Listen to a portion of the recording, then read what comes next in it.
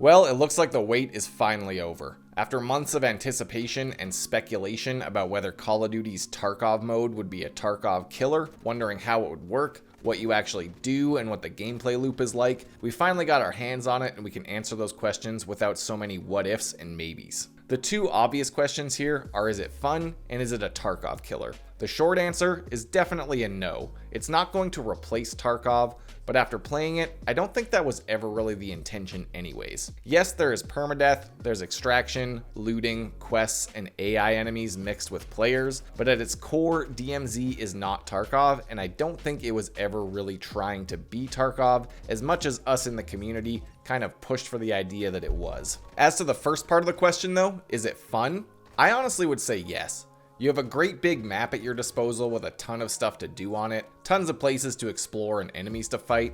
There's a lot more action per minute compared to something like Tarkov or DayZ. The loot system is a lot simpler than the more complicated survival games, and the entire stash and inventory system is way more streamlined, not requiring any Tetris or organization that eats up gameplay time. To me, DMZ feels more like a melting pot of all the ideas from all of the various different survival and extraction shooters than a direct copy of any single one. I would say that it honestly feels more like Hunt Showdown than it does Tarkov, with the simplified loadout system and the hotspots that shift between locations each game on a larger map, rather than smaller individual maps like Tarkov or Marauders with really fleshed out hotspots. A lot of people have been comparing DMZ to the Plunder mode from Modern Warfare 19, which was basically a battle royale mode with respawns and a different win condition, with various small quests and events happening around the map during the match that you could complete to gain more points. I would say that this is pretty accurate. A lot of the same gameplay loop applies to DMZ. You pick up quests in the same way by examining phones or tablets around the map. You can complete those and other random events for money, and money is essentially used to buy equipment during matches and is then converted to experience points after the match to help level up your main profile. There are tons of these quest objectives all over the map, plus bosses, mini-bosses, radiation zones that require special equipment to explore, locked areas that require keys to enter, enemy AI patrols that you can avoid or take out for extra XP, and of course other players who are competing for the same loot that you're looking for. And you even have the option to cooperate using VoIP and team up and extract together with other squads, which I think is pretty cool. Where something like Tarkov is a really focused experience with more of an emphasis on slow progress over time, DMZ is more of a purely instance-based game mode that just drops you in a big map with some friends so you can roam around, loot, complete objectives, get in gunfights, and hopefully extract alive at the end of the day. It feels like a lot more of a just for fun casual experience where you can mess around with the boys and have a good time, as opposed to the very intense and serious nature of something like Tarkov, where a single death can sometimes negate hours of progress.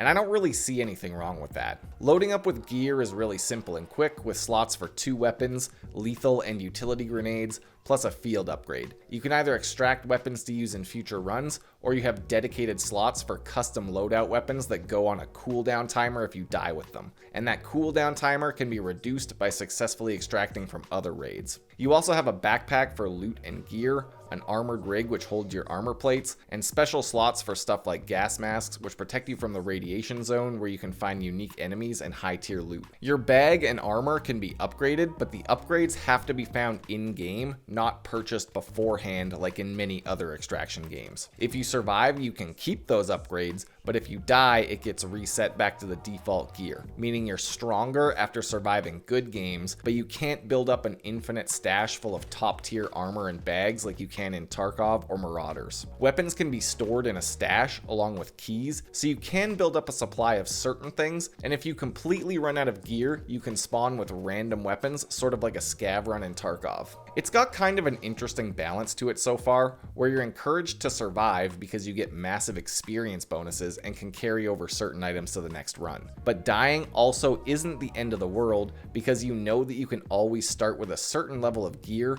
and upgrading that gear in raid is a pretty simple process. It's not like you need to get to max level traders or anything just to wear decent armor. Overall, I honestly think it's a pretty neat mode. It's not going to be the flagship Call of Duty experience. It's not really fleshed out enough to seriously compete with the dedicated survival games out there, but it's kind of neat. It's fun exploring the map, and I can see it getting even better over time as more stuff is added, changed, and tweaked around to make it feel more unique and maybe add a deeper sense of progression to keep people coming back. That being said, you do get an insane amount of experience for your character and weapons in DMZ so far, so I can see a lot of replay value for this mode for free-to-play players who will use it as their experience farm to kit out stuff for Warzone, or for people who prestige in multiplayer and want to blast through the first few levels before diving back into 6v6. You can even apparently unlock weapons for your multiplayer profile just by extracting them in DMZ, so that seems like it could be really useful for when you're prestiging. Now, when it comes to stuff that I don't like so far in DMZ, there are a few things. Firstly, I was really hoping to see more focus on a character stash and weapon modding, like extracting individual attachments like foregrips or sights, or picking them up in raid to kit out weapons and upgrade them on the fly. There's kind of no use for looted items besides keys and gear, as everything else just converts to money or experience. It's not the end of the world, but it's cooler when you pick something up and it has a use beyond just being converted to a currency. Another thing that kind of bugs me is that DMZ didn't launch with a solo playlist.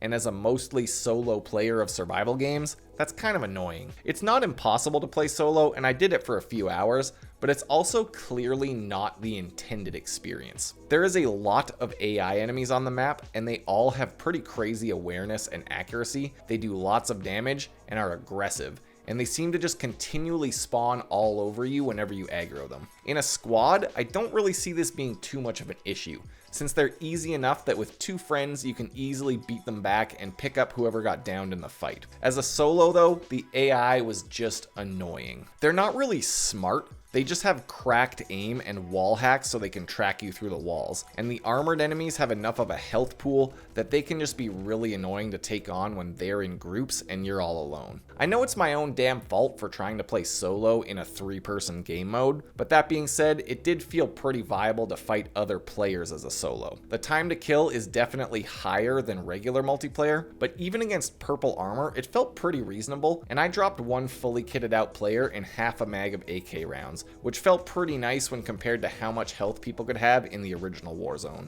Overall, I think DMZ is a neat addition to Modern Warfare 2. It's not the main game mode, it's not going to put other survival games out of business, but it's definitely a decent way to kill a couple hours, get into some firefights, and grind some experience. Plus, it's free and it's crossplay, so everyone can download it and we can play with all of our gaming friends from different consoles without anyone having to spend any money. I know in my experience, that was exactly why I played Plunder in Modern Warfare 19, to play something more casual with my buddies on Xbox without anyone having to buy a new game or go out and get a computer. It's going to be interesting to see how the CoD community reacts to DMZ over the short term. I think a lot of people are going to have fun with it, but I'm really interested to see if the response is big enough to push the devs to pump more content into it, or if it's just going to be a gimmick here in Season 1, nobody plays it, and it gets scrapped. In some ways, I feel like it's not hardcore enough for the survival game players, and not COD enough for the COD players. But it's really hard to make that call when the mode isn't even a day old yet, so I'm just gonna leave it there. But what do you think? Is DMZ a cool addition to Modern Warfare 2? Does it scratch the extraction itch for you, or is it too simple and streamlined? Have you managed to get the unique weapon from the chemist boss yet? Let me know what you think down in the comments. Thanks for checking out the video. I've got links to my Twitch stream and Discord server down below for anyone interested. And until next time, stay safe out there.